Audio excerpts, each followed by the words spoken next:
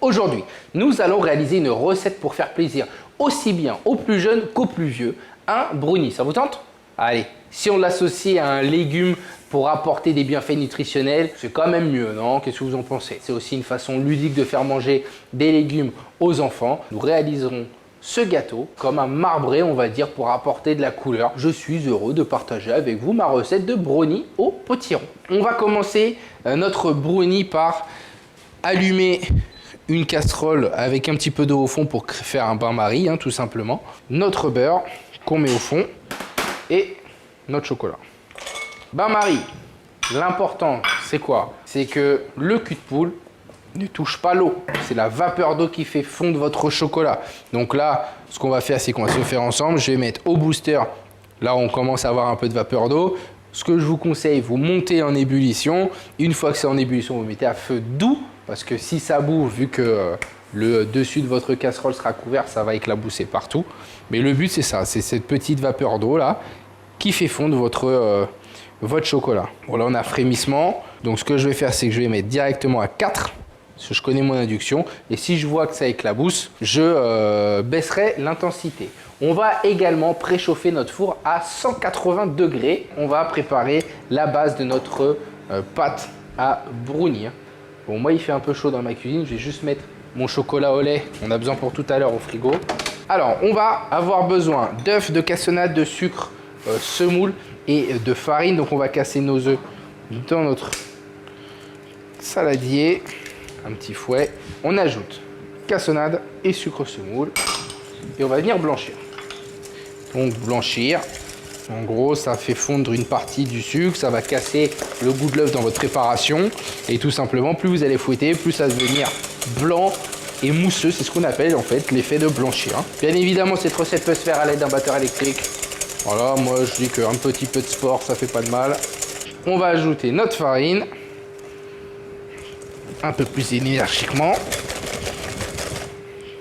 Là, notre base de pâte à brownie chocolat est prête. Quasiment prête. Excusez-moi. On va juste récupérer les gousses, les graines de notre gousse de vanille, pardon. On va venir bien écarter. Voilà. Prenez le temps parce que ça vaut très cher la vanille. Les gousses, vous ne les jetez pas. Vous les mettez dans un sucre classique, boîte hermétique fermée et ça vous fera votre sucre vanillé maison. On ne jette pas les gousses. Donc, on incorpore notre vanille. Bon, on va le laisser fondre gentiment. Ça, on va le laisser sur le bord de notre poste de travail. On va s'occuper de notre deuxième appareil, vu que c'est un appareil, donc du coup, au potiron. On a une purée de potiron, œuf, farine, un peu de cannelle en poudre et notre œuf. Donc, œuf, notre sucre, et on va venir blanchir. On va faire la même étape. Là, on va avoir vraiment deux masses différentes. Et après, on va réaliser une petite marbrure. À la fin, vous allez voir, c'est top. On incorpore la farine. Tranquillou. On va mettre une petite pincée de cannelle. Alors, la cannelle, vous gérez selon vos préférences. Moi, je vous avoue, je ne suis pas trop fan de la cannelle quand c'est trop présent, en fait. Et maintenant, on finit par incorporer donc dans notre appareil la purée de potiron. On incorpore notre potiron. En fait, c'est tout simplement une pâte à gâteau, tout simplement pour celle-ci. Celle-ci, elle est terminée. On va la mettre de côté. On va aller voir notre chocolat qui est quasiment fondu. On va laisser fondre ça tranquillement. Ça, on va les laisser là. Les noix de pécan, il faut les hacher grossièrement pour apporter du croquant dans notre brownie. Moi, je préfère les hacher un petit peu. On va aller checker si notre chocolat est fondu. Je récupère le chocolat au lait que j'ai mis au frais tout à l'heure. Et celui-ci, idem, je vais venir le concasser et je vais le mettre directement avec les noix de pécan. Si vous voulez mettre du chocolat blanc, vous pouvez mettre du chocolat blanc également. Et voilà, ça, c'est bon. On va s'occuper de chemiser notre moule. Je pense qu'au pinceau, ça va le faire. Vous avez vu là, mon beurre est vraiment très pommade. Il n'est pas fondu, il est pommade. Donc on va venir généreusement beurrer notre plat à gâteau, notre moule. Généralement, un brownie, c'est carré. Si vous voulez le faire rond, vous pouvez. Vous pouvez transgresser les codes, il n'y a aucun problème. On va mettre de la farine. Et on va venir donc maintenant faire tout le tour de notre gâteau, moule à gâteau, pardon. On tape bien, magnifique. Et là, eh ben, je pense que notre chocolat est au top pour terminer du coup notre première préparation de gâteau. On va voir ça tout de suite. Et ben voilà, regardez-moi ça, un beau chocolat fondu avec du beurre, tout ce qu'on aime. Voilà, vous allez voir, c'est super compliqué. On incorpore le chocolat dans notre bol avec première préparation, et là on mélange. Oh, quelle belle pâte à gâteau. Nos noix de pécan, notre chocolat au lait qu'on a au préalablement taillé tout à l'heure, on les met dans notre appareil au chocolat. Donc on vient déposer en premier notre pâte au chocolat.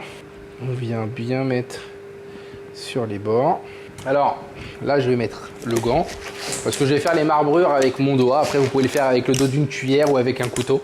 On met la préparation avec la purée de potiron. On va venir bien étaler partout. Alors si vous voulez vous pouvez le faire cuire comme ça.